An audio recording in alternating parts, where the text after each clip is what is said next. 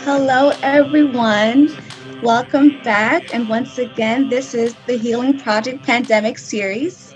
This webinar is produced by Ms. Carolyn Jones, a holistic health practitioner who wears many hats in service of the community, including hat of a bereavement chaplain and educator. I am your webinar host, Ymara Magloire, and I'm glad to be accompanied and joined by my dear friend Alexis, who's also a Zoom technician and webmaster. Good morning. Good morning, Alexis. So as usual, I have a few updates to give you all. You will receive a link for this recording and for each paid session as soon as post-production is complete. Please do not share it as it is unique to your registration code. A new link will be sent out with each webinar. As a courtesy to your classmates and the presenters, we ask that you stop your video if you need to take care of personal business to secure your privacy. All mics will be muted to give each speaker the opportunity to complete his or her presentation. You can put your comments and questions in the chat section below, and we will address them during our Q&A segment later on. Be sure to encourage your family, friends, and members to join us, as self-care is extremely important and knowledge can save your life. And with that, I would love to give the next few moments to Ms. J and allow her to share her screen and begin the next section of our webinar. Thank you, Ymara. And it looks like I will need those seconds. I would love to see everyone's beautiful face. Do we have videos on?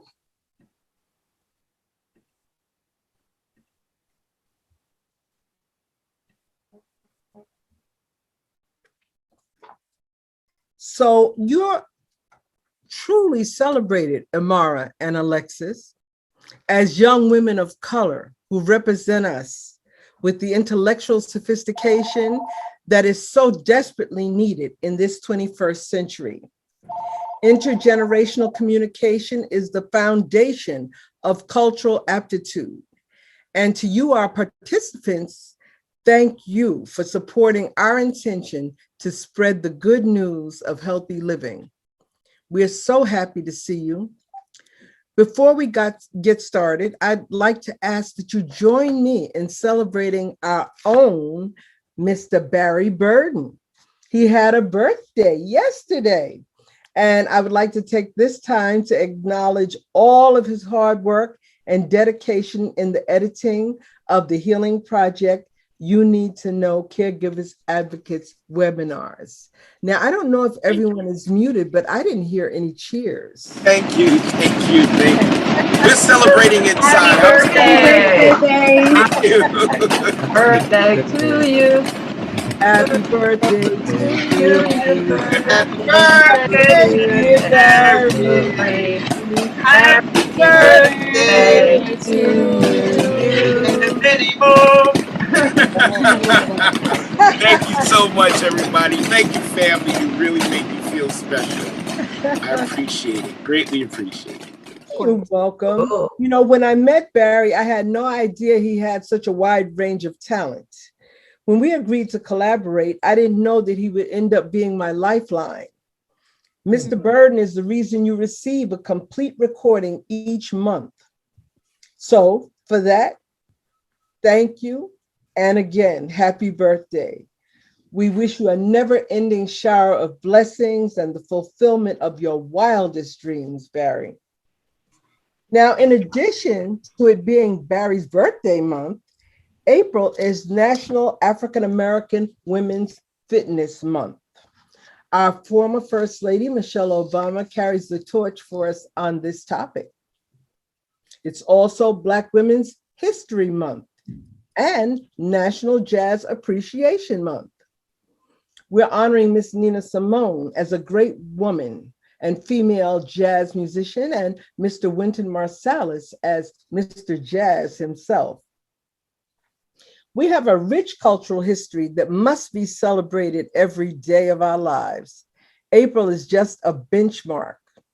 As we celebrate women, life, and love for humanity, I would like to take this moment to honor Idelle Small for her work as a professional caregiver. We had the pleasure of meeting her 102.5-year-old patient in a previous class. Miriam Epstein passed away on Friday, March 26, 2021, in Idelle's arms. Although it was a sad occasion, it was a blessing that Miss Epstein would choose such a compassionate woman for making her transition into the spirit world. We would also like to send our sincerest condolences to our March guest, Renee Strong, who lost her father, Mr. Willie Strong, last month. Our deepest sympathies go out to the Strong family. And Barry's son had an anniversary of when he passed last April 6th, 2020, Amir Wilson. Isn't that a gorgeous smile? And he submitted this for the memory of Amir. Amir's love could never be spoken. He could not speak it. You had to feel it. And once you experienced it, you'll always cherish it. It was raw. It was pure. It was unconditionally a perfect love. God bless you, Angel Pie. And, you know, when Barry showed me pictures of Amir and the different things that he did with him, this is the picture that moved me the most. I wanted to share it with you all. That's Amir at Yonkers Festival. He loved music, right, Barry? Yes, he did. Yes, he did. Very much. Mm-hmm. Okay. You know, the Healing Project is a family. We need each other. We embrace each other and we love one another. That said, become a part of our family and subscribe to www.behealed.info. We want to keep you in the loop. Now, our session began with Tibetan bells and music produced by my acupuncturist, yogi, gong healer, astrologer, Aminbir Singh. You can actually book an appointment with him at www.authenticheharmony.com. And he sang Apsahati Hoa, which means you divine one have become my refuge. True is your support, great creative infinite. You know, we all need a refuge, and it's important to stay in touch with our spiritual selves. Another ray of sunshine in my life is right here with us. That's light architect Abhay Wadhwa, the winner of the Luxe Life 2021 Leading Designers Award for the most innovative creative lighting design practice. Abhay Wadhwa is an internationally acclaimed keynote speaker, educator, and author of numerous advanced light engineering and cultural lighting articles, and known as the poet of light. He's the founder and design principal of AWA Lighting Designers, which was founded in 2002, and the author of Cotextualizing Light. He served as an adjunct professor from 2003 to 2020 for the Graduate Lighting Design Program at Rensselaer Polytechnic Institute's esteemed Lighting Research Center from Affiliations. He has worked with United Nations Foundation and was recently invited to work with the Rural Haiti Project and Ethiopia's Mary Joy Aid through development to improve the infrastructure and in turn the lives of its residents. I've had the honor of being a guest on his webinar, Our Agora. It broadcasts every other Thursday and boasts the knowledge of researchers, scientists, artists, and holistic health practitioners from all over the world. And as you can see, we do get on. Okay. I met Abhay in Oslo, Norway, by way of Brooklyn at the 2018 International Light Conference. I wanted to bring my holistic health studies to life by meeting the people who followed this path of study. It was one of the greatest decisions I've ever made. What a wonderful group of individuals. I love them all. Abhay, thank you for coming to see us today. And I just want to read this to our audience before we get started. Immunity is defined by the Google Dictionary as the ability of an organism to resist a particular infection or toxin by the action of specific antibodies or sensitized white blood cells. Ayurveda, the ancient science of life and longevity, is the best way, in my opinion, to do this naturally. So once again, Abhay, welcome. And, you know, we enjoy many things in kind. And one is the delicious food, the vegetarian food they serve at Govinda's Lunch in downtown Brooklyn. That's right. Yes, and we know diet plays a huge role in Ayurvedic medical system of healing. Yes, yes. Well, sorry, I was going to say, Carolyn, thank you for inviting me. Thank you for having me. Since we first met in Oslo, though we were both in Brooklyn at that time, and we ended up meeting in Oslo, I really enjoyed our interactions. And what you do for the community at large has got me really emotional. That I had all these thoughts that I wanted to, to share. But as you started speaking about what you're doing, I am just so glad to know you. Let's just put it this way. In terms of what we called. In Sanskrit, it's called sadhu sangha. That sangha means the community of like-minded people who are trying to help the world, right? So I'm very fortunate to know you now, and Barry, my deepest condolences. It's all prayers of love and strength to you and your family. So in terms of Ayurvedic medicine, I mean, some of you must be wondering, well, he's an architect, he's a lighting designer, architect. He does mental health and he does Ayurvedic Ayurvedic lifestyle, what some people call it the yogi lifestyle. So I'll just give you my example that till about 2013, when I had some severe life changing moments, I was, I was consuming a lot of alcohol, doing a few other things, eating what's called tamasic food, which is, meats and, things that are counterproductive to pranic energy. Pranic energy is your core energy. And also not really, I lost my way in terms of connecting to the whole idea of love, devotion, Yeah. whatever your faith is, it doesn't matter. Whoever you follow, it doesn't matter.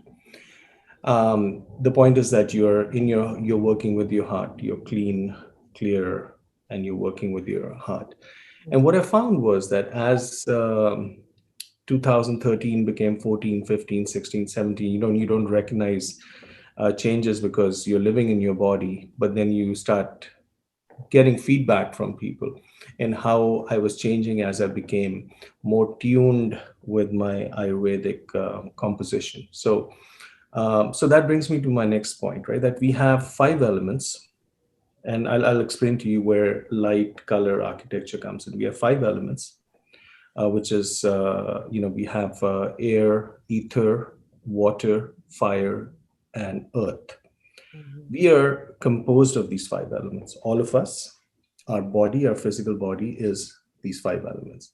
Now, each one of us has a composition, which is, in Ayurveda, it's called Vata, Pitta, Kapha. And you're never just one, but you are a combination of two. Maybe a dominant Vata with a little bit of this, etc. But that's connected to the elements. But here's the best part of it, right? Now you start looking at your body, and your body has energy centers, which are connected to the 5 elements, which are then connected to your composition. The 5th element was Earth. So Mother Earth, I'll just repeat that. There's a question that came in. So air, well, let's start with the top. Ether, air, fire, water, earth, right? And so we have energy centers in our body. There are 7 energy centers called chakras. So they are impacted by these elements. That they are also impacted by color, right? Because each one of them is represented by the 7 colors of the rainbow. So now you start looking at it holistically, saying that in your physical body and in your energy body, your physical body is made up of 5 elements, and I can share the screen to just show you a quick visual. You'll have to enable me to share it. Yeah.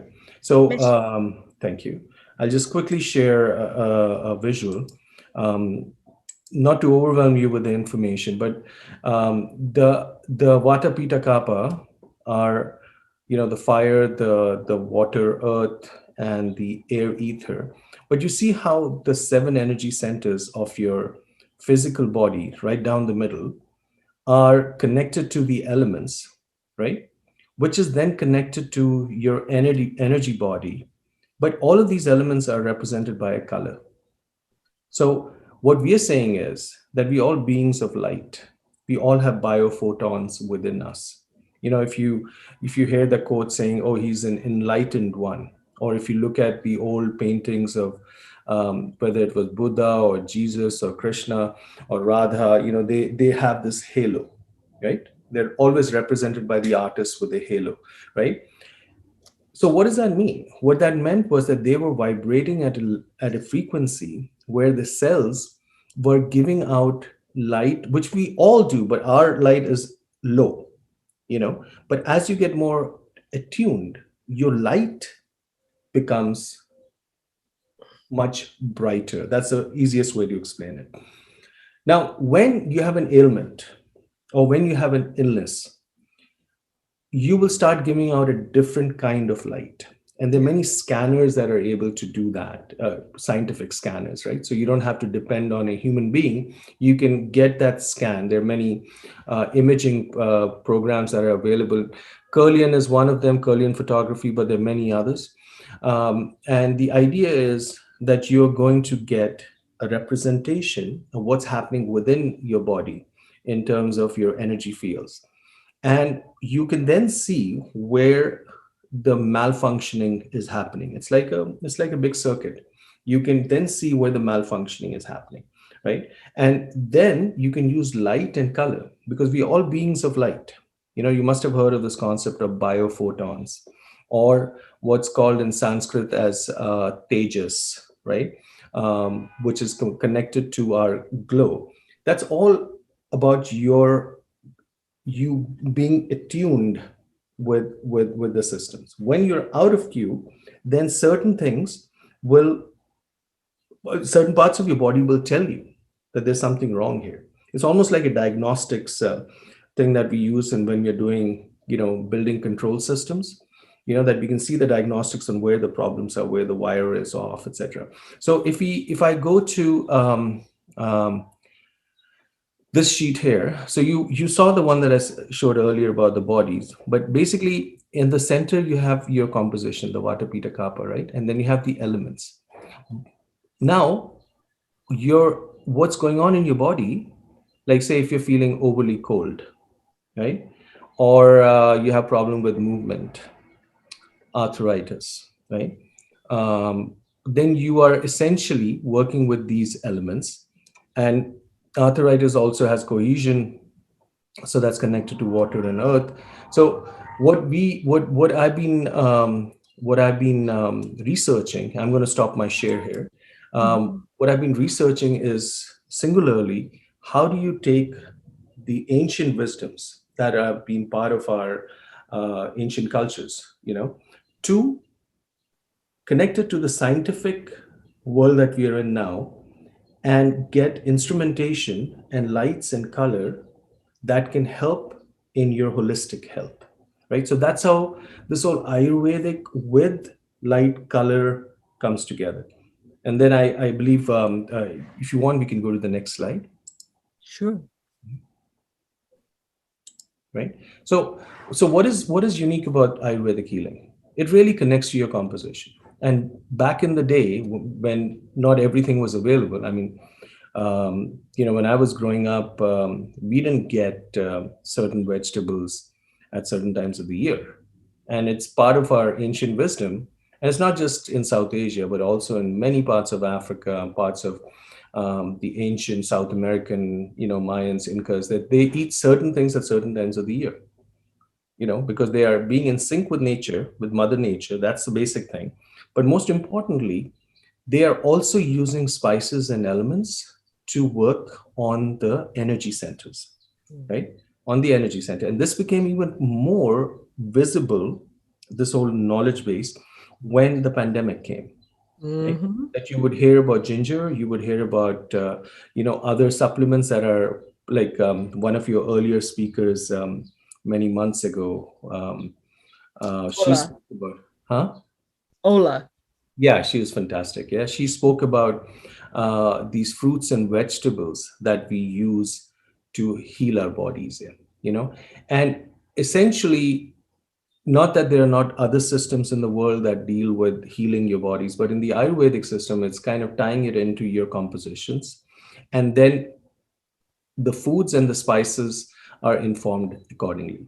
If you had more time, I would go into the different koshas and the doshas and other things that are part of the concepts. But I'm hoping to have you back so you can have a full session with us. Well, anything for you, Carolyn. I would love to. So if you go to the next slide. Pardon me. Right. So how do you, this is something that Carolyn asked me to speak about. Does your regular practice help you maintain your joyous spirit? If I wasn't, and again, I've got to reiterate that I am a Krishna devotee. The photograph in the middle is from our temple in Brooklyn. Carolyn has come there a few times, and it's, she's been she's been going there before I knew her also. And how it changed for me was because it helped me connect with the whole concept of love. What we also firmly believe is that there's no one right spiritual path. You take what works for you. For me, after my spiritual journey of for many different parts of the world, and including looking at back in the day, looking at the whole Rasta culture, that's that was a different part of my life almost 20 years ago. But the point was that the journey brought me to where I felt that I was coming home, because it's represented by the love of Radha and Govind. Radha is Krishna's partner. So there's that she is the latent energy to Krishna. So what I loved about it was that there is an equality of gender, if you would, right? And Yes. the fact that not only, I mean, they live within you, but they also live outside you, because this whole creation, in the divine forces would not exist, if I firmly believe, if we didn't have their blessings, or the whole concept of Maya. And again, that's an involved topic. But when Carolyn asked me to speak about this, I just wanted to tell you guys that, and again, I underline it by saying that it's not which faith, it's having faith, people of faith. That's the important point, because you're connecting with the divine energy, what we call going through your Brahmanadi. Brahmanadi is your central axis, right? Going straight up through your eighth chakra into the 12th chakra, which is a deep topic of how you can connect to the divine. That you're actually just wanting to connect with the divine. That's the whole thing, right? And how does it maintain your joyous spirit? Carolyn tells me that she feels happy when she's around me. I think uh, It's true. I don't know. Is it the sandalwood oil I wear, or the food I eat? It's probably a combination of That I everything. don't know. But you're funny, that's for sure. but I mean, even with her, even with her, I feel happy when I'm with her. And I can tell you that back in the day, if any of you Google my name, and 20, 15 years back, that I used to love hanging out with. I had restaurants, and I would love hanging out with the finance people and lawyers. And then when the transformation came, I had no patience for them. And what does that mean? Nothing against the professions, right? Because everybody has to do what they have to do. But for me, I was most at home with people who have heightened consciousness, Yeah. right? And that, I think, comes with your spiritual practice, or a prayer practice, or a meditation, or a japa, that is chanting. And because that kind of, it's like taking away the dirt from the car, so that the car is shining, because it just shakes it off. So the last slide is, please explain how adequate light contributes to optimum mental health. See, mental health has many aspects to it. Mental health is not just depression or PTSD. It's not just having anxiety issues, having panic attacks, right? That's a manifestation of something that is happening on the back end. So you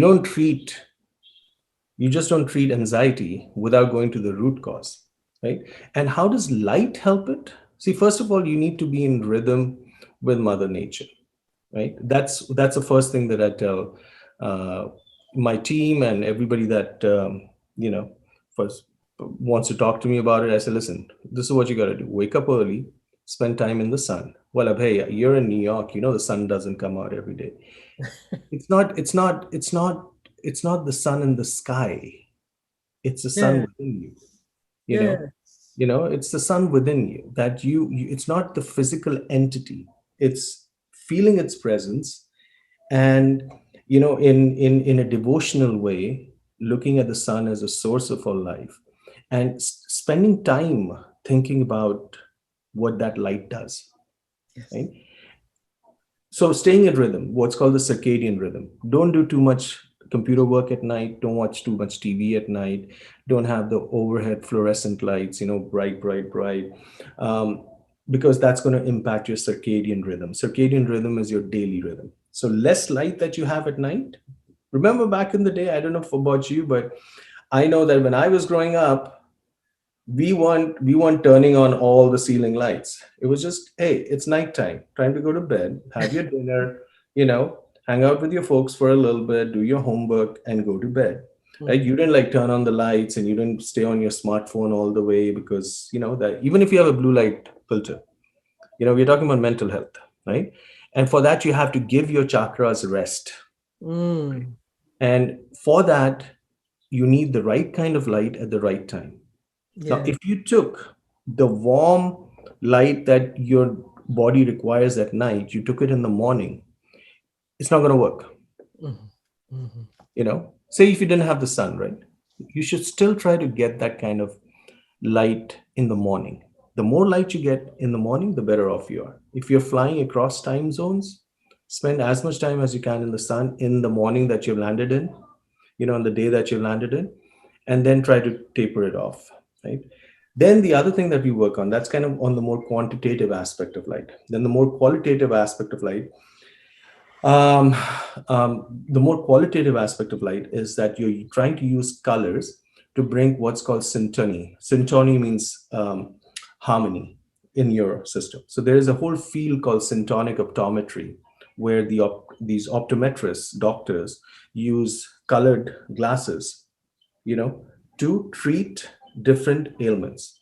I mean, they have worked on ailments as diverse as just pure eyesight, or dyslexia, or just pure stress. And we have a sister company, which is called Soul Studio, where we work on mental health using light, color, and harmonics. So if you remember that diagram, you would have seen that there were frequencies that your brain needs to get into certain meditative states or certain stress-free states. So we work on that part of it for mental health. So it's adequate light, not just in terms of quantity, but in terms of quality as well, right? And if I had more time, I would dive in deeper with the colors and which color is useful for what. And I mean, We're going to there's set a date for more time. huh? Yeah. We're going to set a date for more time, I because would that's love. very interesting. Yeah, there's so much out there with the information. Now many practitioners, I mean, I follow a yogi lifestyle, Mhm. doing my sadhana, doing my practice, and all of those things. Many practitioners are very aware of it. Where Yeah. I come in is that, if because you can't go and live in the Bahamas or somewhere where you have 12 hours of sun, and I mean, we all have jobs, we all live in stressful locations. I mean, living in New York is not stress free, right? That's right. um, so how do you, where I come in is, how do you take all of this knowledge and dial it in to the current day with the technology that is available for us, right? So there's a question that came in, which is, what do I do if I'm sitting in front of the computer? And that's your job, you can't really get away from it. Well, you really need to feed your rhythm, right? Everyone, I mean, even I spend a lot of time on my computer, because I mean, we're all working remotely most of the time. It's Zoom, or but how do you actually do it? You could try using color therapy. Mhm. Color therapy really helps in how your body works. You could work on energy healings that Carolyn knows about and practices. Mhm. And there are many other things that you can do. You see, if you just look at your body as an energy body, not just a physical body of elements, but as an energy body, then you can feed what is missing. The example I use, it's like vitamin C. You take Mhm. as many IUs as you want. If your body doesn't need any more, it'll just, you discharge it out with your urine, right? Mhm. And it'll come out whatever color, but it's not, the body doesn't, after a certain point, it says, okay, I'm good, and the rest of it is just gone. And the same thing happens with color. It doesn't do a bad thing if you take the right color. Yes. So instead of vitamin C, if you started taking too much antibiotics, right, you started taking amoxicillin or something, and you're like popping it, obviously it's going to not be good for you, because that's not what your body needed. So Mhm. first you got to figure out what your body needs, and then work with color and light. Well, Abhay, you are just absolutely divine. I appreciate you coming and gracing our space today. And please come back soon. Okay. Definitely will, Carolyn. Thank you for having me. I feel so lucky, to be your friend and to have the opportunity to work with you in the future. And Barry and I will be making that move to chow down on some temple food. Okay. Yep. And we'll take the babies. Don't worry. Don't worry, babies. We'll take you. I can fit all of you in my car, so it's Take some old ladies too. I'm already packing my bag. Don't forget They're all about the old coming ladies. for you, Abhay. I love you, Abhay. I Thank know you you so have to much. run, do your Thank you, program. everyone. I Thank you for coming. would love to stay. Thank you. Thank you for coming. That was really good. Thank you. Very informative. Thank you so much, Abhay. Thank you. Wonderful. See you guys soon. Yeah. Bye. Bye-bye, love. Thank you. Thank you, Carolyn. You're welcome. So, folks, we're going to continue on because we're talking about detoxification of the nervous system. That was so great. You feel revved up and ready to go? Yes. All right. I'm ready to go, Miss Carol. Okay. So, as Abhay said, it's accomplished in so many ways. We touched on diet, but did you know you're as young as your spine is flexible? As we talk about the nervous system, we need to know what are its component parts. So that's the brain, the spinal cord, and the nerves, which enable you to control your body and gives you feedback about the world. And I like to always add an apothecary for each organ or system that we speak of. So today, the apothecary is the nervous system apothecary, and it may have some familiar herbs and oils there: ashwagandha, mugwort, St. John's wort, chrysanthemum, lavender, bergamot, ginseng, and you can get these in tinctures as well: rose, valerian, passion flower, chamomile. You can burn frankincense oil or apply it to your hair and skin and get a wonderful feel about yourself. Very good for spiritual interaction with one's self. Sandalwood, myrrh, magnesium. You can buy magnesium flakes and put about a cup in your bath water and do a soak, a magnesium soak. Black seed oil, neem oil, turmeric, ginger, cinnamon, and kava kava. Just to have a quick word about magnesium. I'm pretty sure when I was younger, I needed more magnesium because I used to get migraine headaches. And I was so surprised when I learned about the fact that a deficiency in magnesium could cause a migraine headache, among so many other things that we attribute to so many other things, okay? So make sure your magnesium intake is up. It's very important. We're going to dive into the benefits of yoga because our next guest is my friend, Vejan Lee Smith. She's a yoga and fitness instructor who helps people experience the connection of the mind and body. I met Vejan at the Willoughby Senior Center, where she taught chair yoga. Today, she's going to help us eliminate stress with deep breathing. Yoga improves strength, balance, and flexibility, helps with back pain relief, can ease arthritis symptoms. It benefits heart health, quiets the spirit, clears the mind. It's a low impact approach to healing, which I really love and appreciate. Increases self-awareness. It relaxes the body and encourages sleep, balances moods and increases energy, helps to manage stress, and is a supportive community-oriented activity. You know, get together with your friends, we're together, and use our breathing as meditation. This is Vejan Lee Smith, and she is also a mother and cat lover above being a yoga and fitness instructor. And this is Zulu and Maasai, honey. Experience the connection of the mind and body, self-care, and trauma-informed feelings in a non-judgmental space with Vejan. Okay, so welcome, Vejan. Thank you. Welcome. Thank you, everybody. Yes, So, we're ready. okay, I'm ready too. And you made me smile showing my babies, knucklehead babies on the screen. You get a big smile out of me. You get a big smile out of me. Ain't in the butt. They're gorgeous. So, you know, I really want to say thank you for that introduction, and I really appreciate Abhay's contribution and the introduction to yoga, because it's beautifully aligned. He speaks about the different bodies, the physical body, the etheric body, and the mind, the body of the mind. You spoke about what yoga does. So if you practice deep breathing, if you learn to sit well and relax and to breathe deeply, then you'll be able to help align your chakras and to meditate, or just to breathe. You don't even want to call it meditation if that feels like too much for you.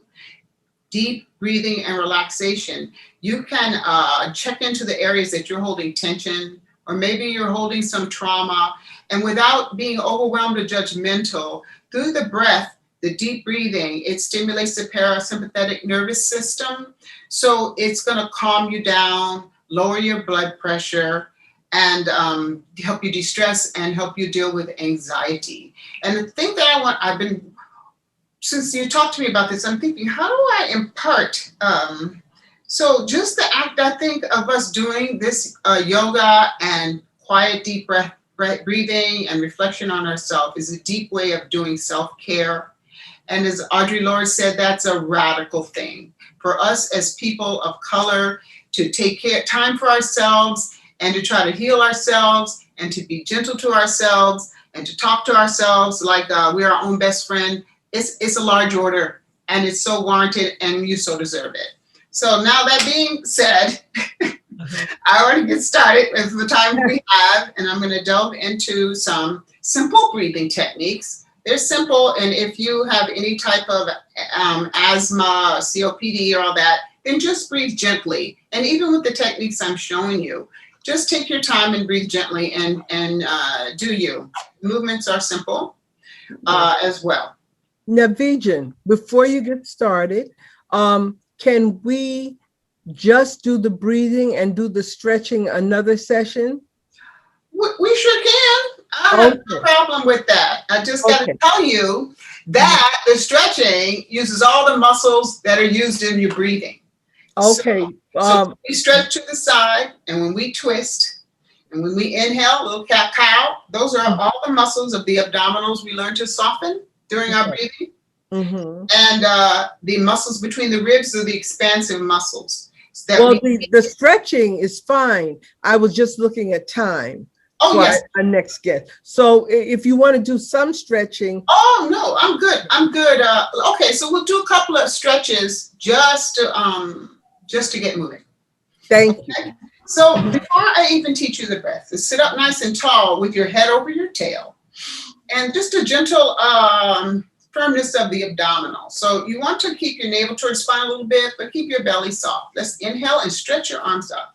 And if you have a shoulder issue, you can stretch your arms forward. Okay, inhale up and exhale down. Deep breath in and exhale down. Hold on to the chair on the left. Inhale to reach up and stretch over to the right. Keep the belly in, head back. Inhale, chest up. Exhale to the other side. Couple more times. Inhale. And exhale, other side. And let's come center. Deep breath in, lift the chest. Gentle turn to the right. That's just a gentle twist. Lift the chest, turn at the waist. Look to the right if you can. Lift, inhale, lift, exhale, turn. Come center. Inhale, arms up, turn to the left. Hand on the right knee, or you can keep them both here. Inhale, lift the chest, exhale, turn, no forcing. Long, long spine, exhale, turn. Another deep breath in. The only other breath that I'd like to include would be a little bit of cat-cow, so we're getting movement in the spine. And when Abhay just talked about the chakras, there's a whole line of chakras, the 7 chakras along the spine. And as Ms. Carolyn has said, you're only as young as your spine. So simple movements and breathing every day, you get breath into the movements, the oxygen gets into the brain. It's going to brighten your mood, clear your mind, and also help you keep your joints a little more flexible. So we sit up tall and always alignment in the spine so we're not slumping and overstretching the muscles of the spine and compressing the disc, etc., etc. Lift your chest. So take a deep breath in. Exhale, draw the navel in, around the back. Inhale, lift the chest muscles, don't overdo. Through the shoulders. Exhale, pull the belly in, around the back. Let the head go. 2 more times, inhale deeply. Feel the ribs expand as you inhale, exhale. Air out, and 1 more time, lift. And exhale. Good, all right, so now we begin. 3-part breath. Let's take the right hand on the left, on the chest on the left, and the left hand on your belly. And let's just breathe into the chest here. Inhale deeply. Exhale all the air out. Soften the belly, inhale. Gently, and exhale. And just observe how the air is coming in, no judgment, into the belly, into the chest. Okay, rest your hands and breathe normally. And just observe the air coming in, the tactile sensation of the air coming, maybe cool into the nostrils and down into the lungs. Now let's take both hands and put them beneath the belly button onto the abdomen. And let's take 3 deep breaths into the abdomen. Nice, long, and slow. Inhale deeply. And exhale. Inhale. And exhale. Just observe. Notice what you notice, how the breath is coming in. Hands along the sides of the ribs. Let's breathe into the ribs. Feel the ribs lift. Breathing into the cells, into tissues. Fresh air. New oxygen. 1 more long, full, deep breath in. And exhale. And for the latter part of our breath, place your hands on your collarbone and let's see if you can get the air. No force, just gentleness, just you meeting your body, just your mind. Breathing your body, breathe in your body, breathing your body. So press your hand, put your hands on your collarbones. Inhale to the top of the chest. Exhale, pull the air out. Deep breath in. And exhale. And 1 more long, full, deep breath in. Rest your hands on your legs and just observe a normal breathing. Notice what you notice. So now I'm just going to ask you to breathe into all these 3 parts we just practiced: belly, ribs, and chest. Very gentle, very slow. Just devote yourself to your breath and no forced breathing. So take a long, full, deep breath in from the belly to the top.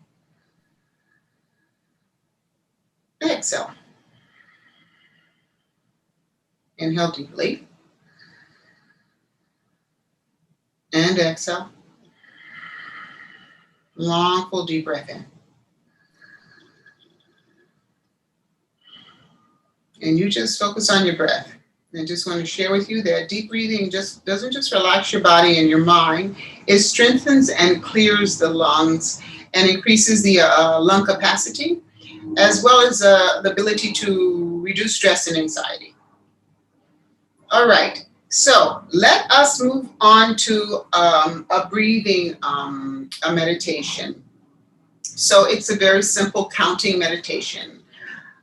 We will count to 10. I will count, and you can count along quietly. I will count the exhalations.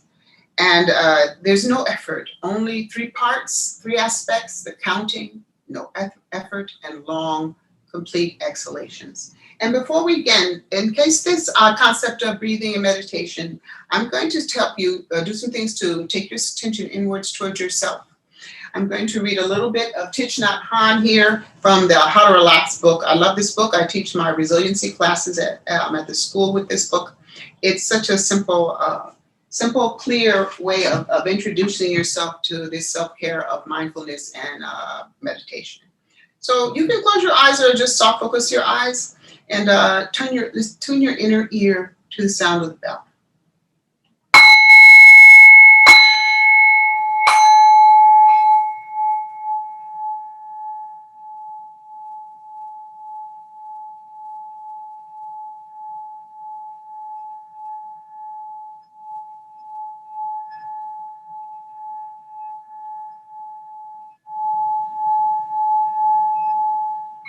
And silence.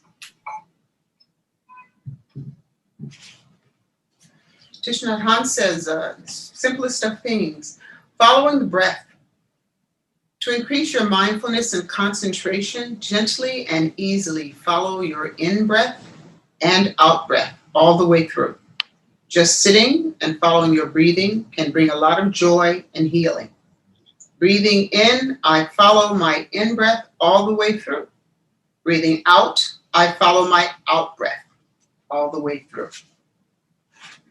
So sit well, no slumping, sitting tall, with your head aligned, your shoulders back and relaxed over your tailbone. And I'm gonna start the count and just relax. So I'll do the work. So take a long, full, deep breath in and exhale. 1, okay, draw your attention inward. Exhale. 2.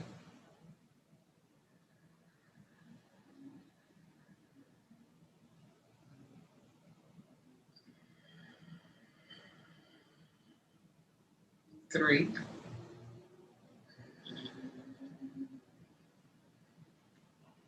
'No effort. 4.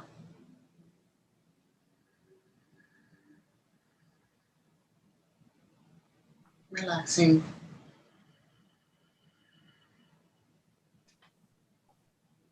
5.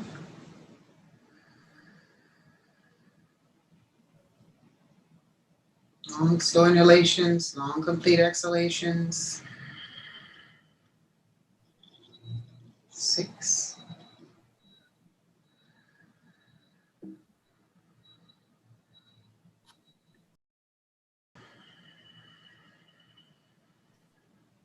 7.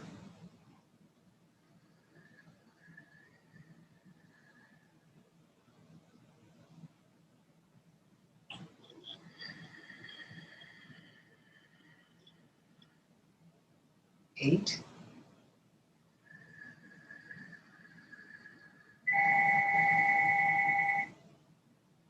'Focus. 9.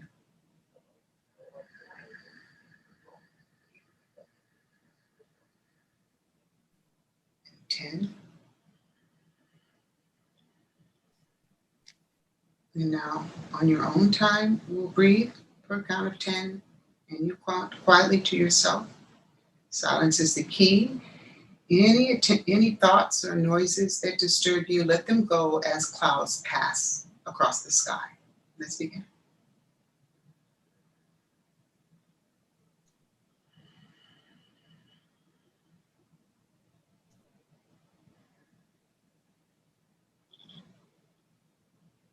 From the bottom to the top. Softening.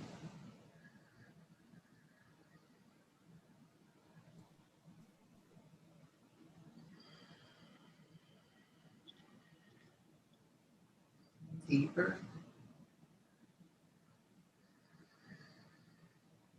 Into the middle of the mind.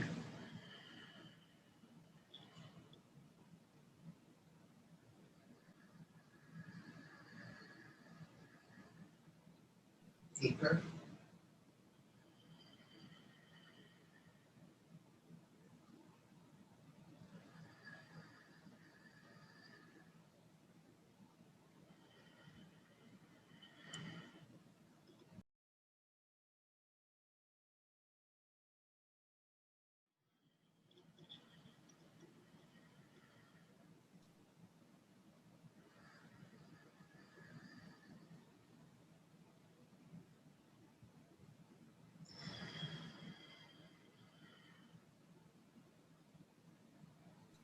Deepen your breath and slowly bring your attention outward.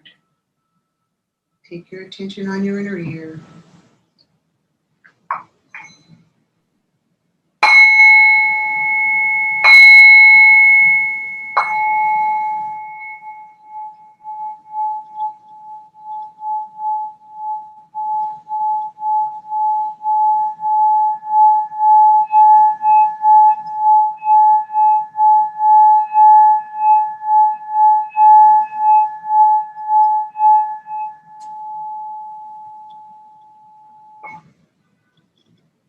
And I'd like to finish with another reading of breathing by my favorite,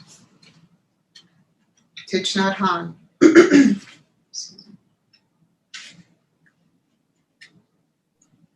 Awareness of breathing. Your breathing is a stable, solid ground where you can take refuge, no matter what thoughts, emotions, and perceptions are going on inside you. Your breath is always there, like a faithful friend. Whenever you're carried away by thinking, overwhelmed by strong emotions, or feeling restless and dispersed, return to your breathing. Bring body and mind together and anchor your mind. Become aware of the air coming in and going out of your body. With awareness of the breath, our breathing naturally becomes light, calm, and peaceful.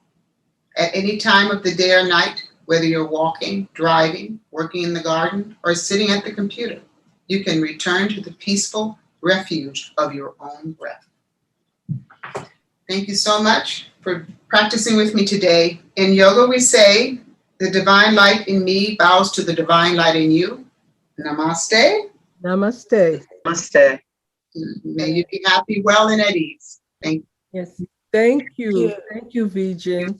And I hope you'll come back and visit us Thank you, in the sir. near future. But of course, and thank you, most grateful.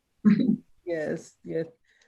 Vejan has given us so many tools that we can use to center ourselves in this stress-filled time. So listen to your body, detox your body, exercise your body, and enjoy the blessing of silence. I too love Thich Nhat Hanh. And I chose a quote to read to you, Vejan. In our daily life, although our body is in one place, our mind is often in another. Paying attention to our in-breath and out-breath brings our mind back to our body. And suddenly we are there, fully present in the here and now. So grateful. Thank you for that graphic. Thank you. So I appreciate that so much. He's fabulous. All right. Now we're going to move on to the next part of our webinar. And as you know, I like to remind you that Rumi said, the quieter you become, the more you're able to hear. And life is all about balance. We're going to explore a very important self-care topic with Mr. Barry Burton, our very own family caregiver subject expert. He is the founder and president of You Need to Know Caregivers Advocates, and Russell Cooper is the vice president of communications. He's presently on assignment. We look forward to seeing him in future presentations. Now, you'll want to take notes. As always, the conversation is featuring the best in community leadership. Be sure to put your questions and comments in the chat. We need to hear from you. We want to know what you're thinking and what you need to know. So let's get ready for the conversation. Barry? For that very informative topic on detoxification of the nervous system. And thank you both, Abhay and Vejan, for joining with us today. It was really quite a session. You guys have really been phenomenal. And welcome everyone to the conversation. This is a 4-part series entitled, Is Your House in Order? Today, we'll revisit and take a closer examination of the legal documents that are for the family caregiver. Today, we are greatly honored to have with us Dr. Richard Hurley, excuse me. Welcome, Dr. Hurley. Good morning, everyone. Okay, great. How are you, Dr. Hurley? I'm good. By the way, I don't look anything like that picture. I am that guy, though. We trust you. I have to detox more. Well, thank you for joining with us today. We're going to just open our discussion today in a recent presentation, Living Wills and the Components Within Them. Dr. Hurley, could you give us a more thorough understanding of what these items are, what the definitions of living will is, and how these documents are used? Sure. Again, good morning, everyone. I want to begin with letting you know that with estate planning, there's basically two areas of concern. That is planning during your lifetime and what happens when you die. Now, I will get to a living will, but real quick, a living will is instructions on your life. Should I pull the plug or shouldn't I pull the plug? That's easily put, but I'll get more into that when I get to it. With estates, let's just talk about real quick during your lifetime. During your lifetime, you should have a will in place. You should have a trust in place, and also with the trust, there's things called the living will, as mentioned, the health proxy, as mentioned, and your power of attorney. Also the guardianship. So I'd like to go through those things real quick as possible, and then we'll talk about what happens when you die, upon death, I should say. Okay, with planning for your lifetime, you talk about a will. The last will and testament. The thing that's important about a will that you should know is that designates the guardianship of your children. If you have young children, you need a will because you do want that guardianship. To me, that's one of the most important things of a will. Of course, the remainder of your estate, and I'll tie all the knots up. Just hear me out, and I think we can get through this. A judge now with a will, the will meets is supposed to meet all of your customized needs. You get to customize what you want in that will. Now, with the will comes what they call an executor. If it's a woman, it's an executrix. If sometimes in certain cases, a judge will appoint, well, in all cases he appointed, it could be a family member or not, but they'll appoint an executor to probate, to what they call probate a will. The will is probated in surrogate's court. A will could take between 6 months to 2 years. Just be aware of that. Also with a will, it can cost you a lot of money. A will can now the court will oversee all the payments, all your liability payments, and your distributions of your assets. The will doesn't not take place until you die. So you need other documents to do that. And that's what we're going to talk about, because don't forget, it's two categories when it comes down to estate planning, and it's during your lifetime and when you die. So we're going to talk about during your lifetime. So now we talked about the will. Let's finish up with the will.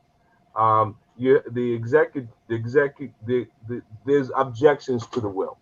You have to be aware there's basically 4 objections to the will. The objection could be the signature on the will. The objection could be the capacity. The person wasn't in their right mind when the will was made. Or maybe perhaps there was undue influence. A daughter is really the carekeeper of the mother or what have you, and undue influenced her to give her the everything. And also fraud. So those are the 4 contests, if you will, if you have to go to court and litigate a will. If you don't have a will, it's called intestate. The person dies intestate.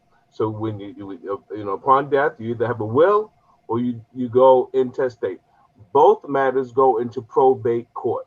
Surrogate. When I say probate court, I mean surrogate court. Okay. I think you ought to know, by operation of law, the spouse gets half, and the children get the other half. Okay. If there's no children, of course, the spouse would get everything.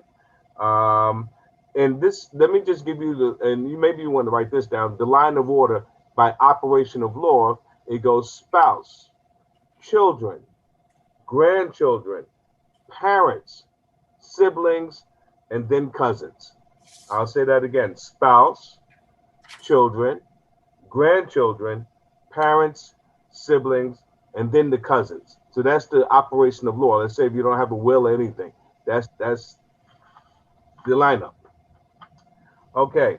Now, with a will, you got to know that's in court. So there's public records about a will. So if you don't want your assets or your affairs to be a matter of public record, and you want to avoid the courts altogether, you get a trust. Let's call this a revocable trust. You have a lawyer draft a trust. Only a lawyer should do that, because now you're getting into, well, only lawyers should do the will as well. But with the trust, your personal information is not part of the public record. That's very important. With the trust, you have what they call the grantor. That would be you who's developing the trust. You have a beneficiary or beneficiaries, and you have what they call the trustee. He's managing the trust, or she's managing the trust. You get to choose that. With a revocable trust, you can revoke it any time. You can change it at any time, but you have the ability to customize what you want to do with your assets. The main thing about a revocable trust is that it avoids the court. And I can't tell you how important that is, because upon death, you have to go to court, and it takes 3 months just for the letters testamentary. That's what they call it. You need a letters testamentary in order to go to the bank to get the stuff out, the money out the bank, in order to negotiate with the real estate. In order to do anything, you have to have the letters of testamentary, and that can take 2 months, and the whole process can take up to 2 years, and it costs money.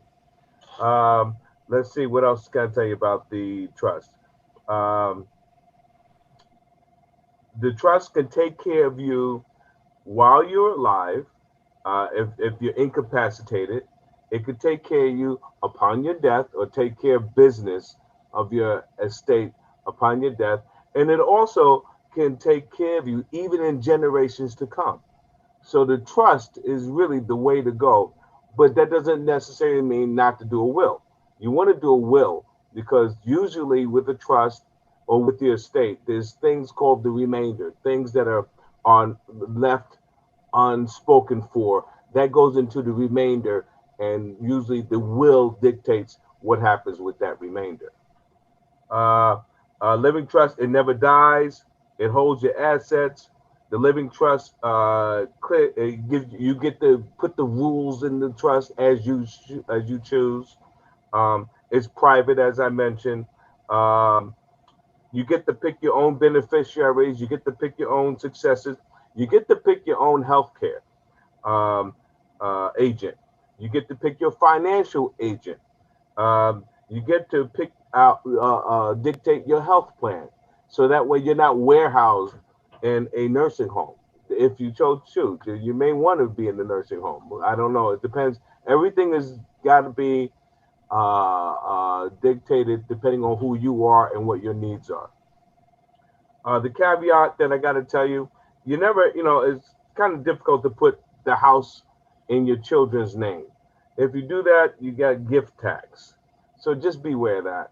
Also, it's complicated if you put bank accounts in your children's names, because they have boyfriends or girlfriends and they can have access to that account.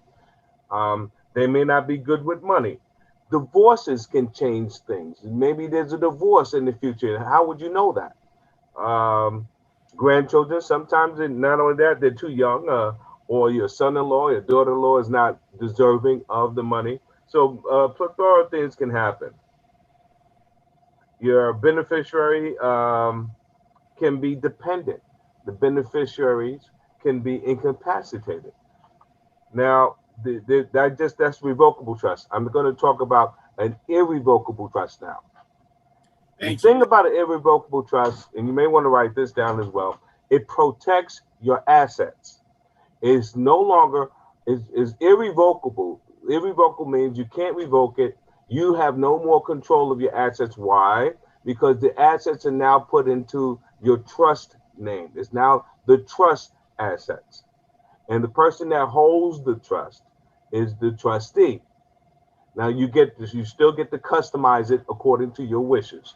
It can still take care of you. The main thing is if you want to be qualified for government assistance, you may want to be qualified for Medicaid, Medicare, depending on the situation. Usually it's Medicare for those 65 and older, Medicaid for those who are younger. You have an Article 17 proceeding, which is in probate court, surrogate court. You have an Article 81 proceeding, which is in Supreme Court. Two different things. Article 81 is for the adults. Article 17A is for the minors. By the way, having said all of that, you have the thing called a trust protector. That's different than a trustee. A trust protector can terminate that trust. They can amend the trust. They're the ones that you trust to do these things. So let me go down. Let me make sure I didn't forget anything about these trusts. It's irrevocable. So you relinquish control of your assets. It's no longer part of your estate for tax purposes. So this is how you protect your assets without being taxed and also qualifying for Medicaid or Medicare, whatever the case may be. The trust, by the way, the trust protector is not fiduciary. They have no control over they're not managing your trust. They just could protect the trust. Usually that's a spouse or someone like that you trust to do so. A trustee is fiduciary. They're the ones that's actually managing your estate. And sometimes that's necessary depending on who you are. Why? Because the state can be complicated in terms of managing the state. Landlord-tenant issues, kinds of issues that your wife may be just as old as you are. She may be incapacitated. Your husband may be as old as you are, incapacitated, or just not able to get around like they used to and manage trust. Sometimes children, the one child is good, the other child is not that good, but you want to take care of both of your children. So an irrevocable trust is a very important tool to use. And then lastly, there's a pool trust. Now, a pool trust is a type of trust that is, let's say you don't trust anyone in your family. So you can't appoint a trustee. Well, then you go to a pool trust, and with a pool trust, it's administered by a nonprofit organization. The caveat about a pool trust is upon death, whatever assets is left, it goes to the pool trust and for their own charitable needs. It goes to the pool trust. It's not the remainder that goes back to your estate as with the other trusts. The main thing with the pool trust is it's administered by a nonprofit. It's irrevocable. You need to know that. That's also an irrevocable trust. Because with a pool trust, don't forget, you are being taken care of. It goes into that category. With the pool trust, you can still have the trust account pay all your bills. That which is not taken care of by the pool trust can be taken care of by your assets. So if you own a home or you own things like that, the rent receipts and all of that, all this income that comes from that can actually pay for your bills. There's a lot more to it, but I'm just going to keep going. Excuse me, Dr. Hurley, could I just ask you quick, how does one go about establishing a trust protector? Is that something? Just right. I want to get through this, so, if you don't mind, Mr. Burton. But Yeah, you establish a trust protector by simply writing it into the trust. Okay. All of these things are written into the trust. Okay. You even write irrevocable on that trust so that the government who wants to seize your assets, taxes or or include those assets so that you can't get provided nursing care for the rest of your life, home attendance for the rest of your life. You may be incapacitated, things can happen, and you don't want them to say, oh, you're too wealthy, you got to pay for it on your own.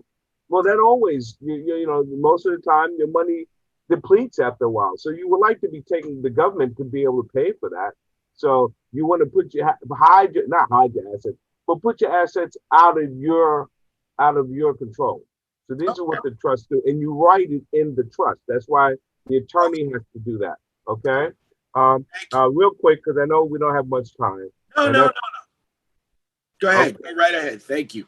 The living will. The thing you need to know about the living will, you write this next to the living will. It's life-sustaining measures. Should I pull the plug or not? That's all you need to know about a living will. It doesn't give anybody the right to have authority to speak for you. It doesn't give no authority. All a living will does is say, I want to pull the plug. It avoids family complications. I've been in this situation before, and somebody wants to pull a plug because there's some money on the other end of that, and the next family member doesn't want to pull the plug. They don't want to see them on life support system. The other family member does. No, I don't want him to die ever. I just rather see him just breathing like that for 2-3 years. I've been through that before. So you may want a living will to say, I don't want my family to go through any of that. I want my life sustained. I don't care if I don't wake up for 2 years. I want my life sustained. Or you may say, pull the plug. If there's no chance of me having a quality of life, pull the plug. So you avoid and you save your family members aggravation and grievance. Your health proxy. The health proxy is a little bit different. What a health proxy does is give the family member the authority to make decisions. And say if you're in an accident, you go into a coma. This family member with the health proxy can make these medical decisions for you. And so that's an important document. So a health proxy is important for that purposes, for help, for making decisions. If you're unable to make decisions, accidents can happen all the time. So you never know when it's your turn. Living will is life-sustaining measures. Now, a health proxy can be called the healthcare power of attorney. It's still a health proxy. The healthcare declaration, but that's a health proxy. As long as it. And by the way, with the health proxy, you only get one individual that has that decision. You don't have co-health proxies because you run into the problem that the health proxy was there to avoid. You don't have these arguments between individuals on what to do. So with the health proxy, you only get one. You can have more than one trustee. You can have more than one guardian, so on and so forth. Real quick, the supplemental needs trust in case of an accident. There's a thing called supplemental needs trust, SNT. That also protects your assets and allows you to be qualified for government assistance, whether it's a nursing home or machines that cost lots of money. These things are very expensive, and usually people are not millionaires to be able to pay for that on a daily basis. So you have your supplemental needs trust. It's medical bill. That's usually an Article 81 if you're an adult, and it goes to Supreme Court. Article 17 if you're not an adult. Power of attorney, real quick. The power of attorney, there's a thing called the general power of attorney, the durable power of attorney. The durable power of attorney survives if you are incapacitated. A general power of attorney does not. So with a durable power of attorney, if you have an accident, that durable power of attorney will still survive. All power of attorneys terminate upon death. So once you die, that power of attorney is no good. That's where the will comes in or your trust comes in. Correct. And sometimes you may have an inter vivos trust where the trust was operating all the time. If you set up a trust now, which makes sense, and you may not want to do a irrevocable trust now to protect your assets because certain things are not coming at you now. But you may want to do a revocable trust. So it all depends on, it has to be catered directly to your needs and who you are, because every family is different. By the way, you need to know in June 13th, they're going to change the law. Some of you went through this already. With a power of attorney, banks can no longer reject your power of attorney after June 13th, 2021. That's one of the law changes. A power of attorney needs two witnesses now. One of the witnesses can be a notary, but you have to have another witness. That's another part of the law that has changed. They also changed the minimum. You can the limit amount of assets used to be $500. Now it's $5,000. Even though that's not that $5,000 is a drop in the bucket, but you know the laws are changing nevertheless. And the last thing about the power of attorney, it doesn't have to be specific. And before, if the power of attorney didn't specifically say something, they would throw out the whole power. The courts would throw out the whole power of attorney. The courts won't do that anymore. Guardianship. Now, if you fail to do any of these things I spoke about, that's where the guardianship comes in. The courts may appoint a guardian for you because you failed to do these things that I just spoke about. So that could be costly as well. Conservatorship is just as another guardian. The conservatorship is appointed by a judge, and you are now the conservatee. But this is usually a dysfunctional family where there's no one, you have no one. So that's where the conservatorship comes in. Let's talk about what to do upon death. Why don't we talk about that real quick? Upon death, you need to have the funeral and the burial. Those are the two major things upon death. You gather all the paperwork. Whatever you go into the person's house, get all the paperwork that you can get. The important thing is the death certificate, usually done by the funeral home. If not by the funeral home, it's done through the vital records clerk.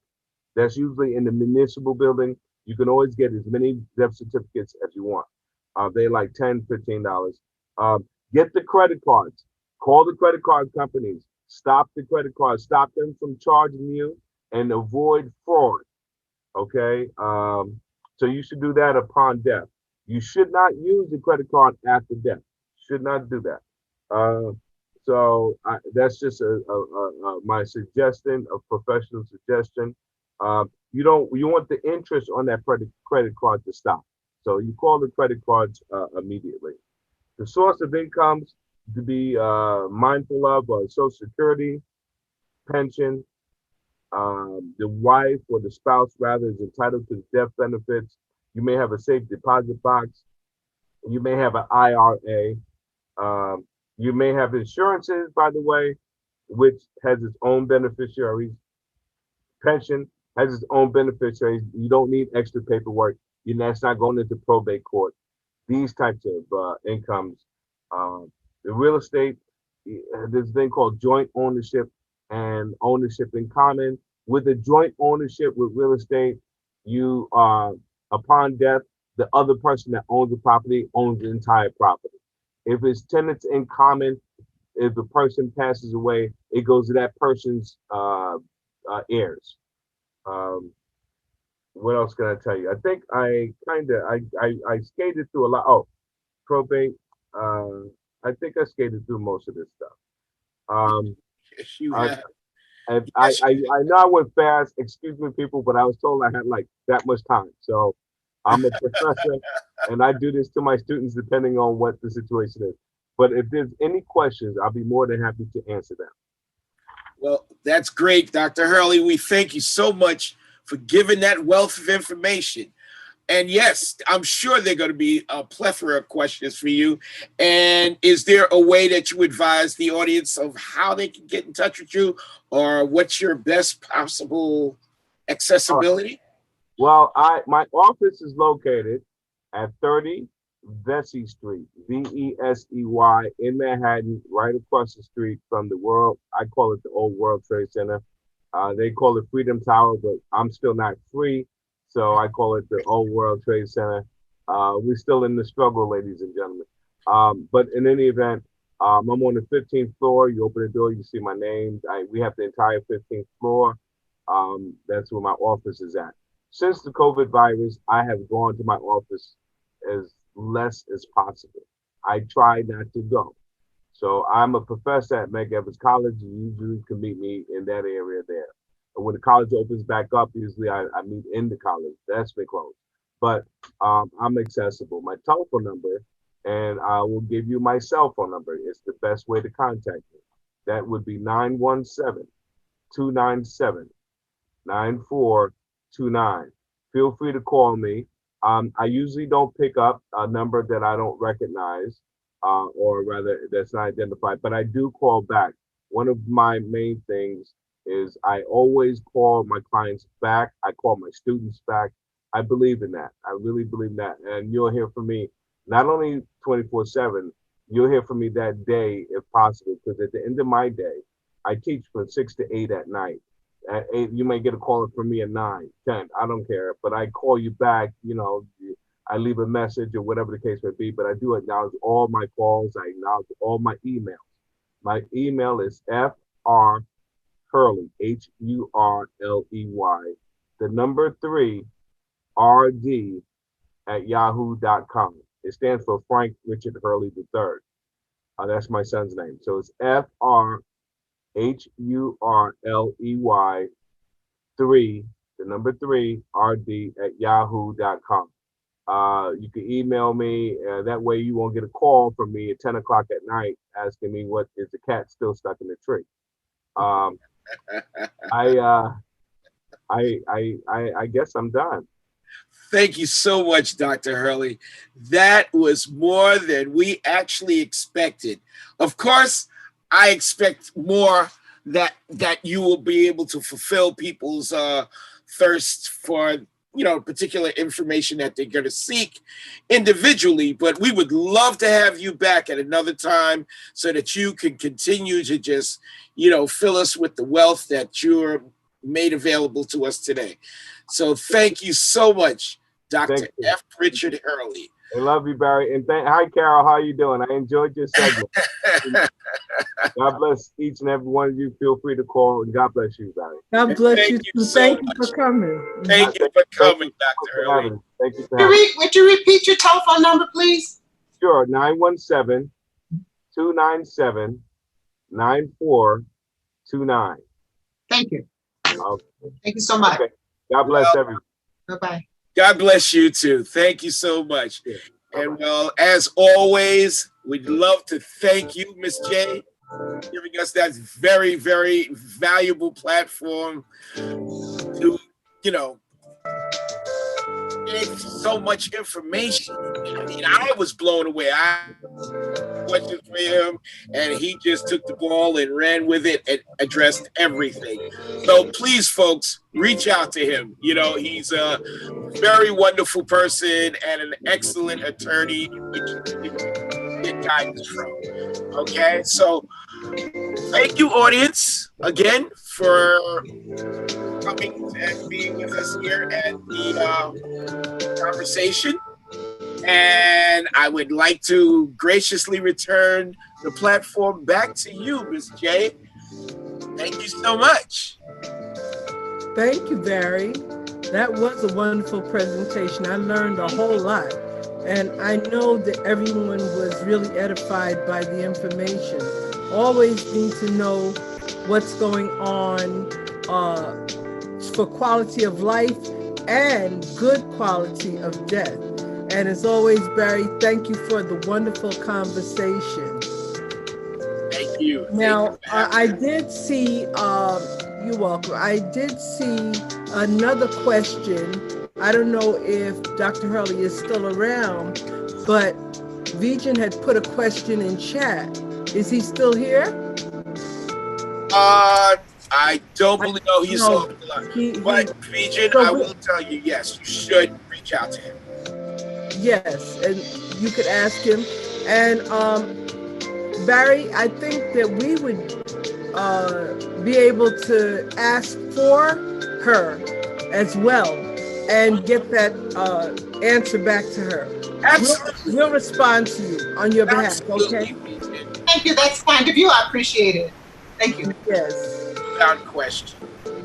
Well, folks, we've come to the end of another webinar, and I want to thank Abhay Wadhwa, Vejan Lee Smith, R. Richard Hurley, my co-host Barry Burden, my lovely babies, Ymara and Alexis, for keeping our technology going.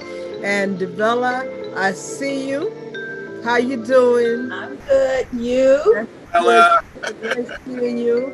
And as always, Jennifer had some words of appreciation for us in chat. She enjoyed the speakers.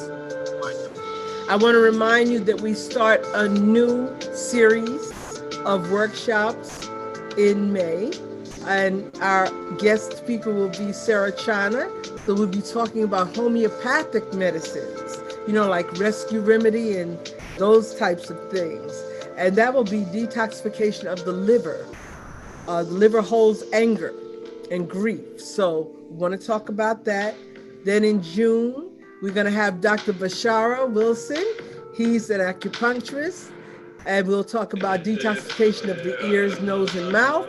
In July, the heart. That will be Donald Thomas. He's coming to us from Hawaii. He's my cousin. And, you know, he's going to give us some information on how to keep our heart strong. And in August, detoxification of the stomach. Please repeat after me. I am longevity. I am longevity. I am my word. I am my word. word. I am my ancestors' harvest. I am my ancestors' harvest. I want to thank you for coming. And I think you know what we're supposed to do right about now. Vejan started us out. Let's get that body to moving. I got my hands in the air, Vejan. You just don't care, I hope. Leave some side. You got me breathing. You got me swinging. Fresh prana. Thank you so much. That exercise was fantastic. Very kind. I loved it. It was Thank great. you for the guest. Thank you, Abhay, for coming and Yes. bestowing that information and lighting up our lives. Thank you so Yes. much. Thank you. See you so soon, much, Vejan. Rose. You. Take care, Barry. Take care, Devella. Thanks for coming. Thank you. Thank Thank you. you. Thank you all. Thank you all. Blessings. Bye-bye Blessings. now. Blessings. Blessings. Have a good day, guys. You All too. right. You Take too, care. Ymara. Have a good Namaste. day. Have a good day, everyone. Alexis.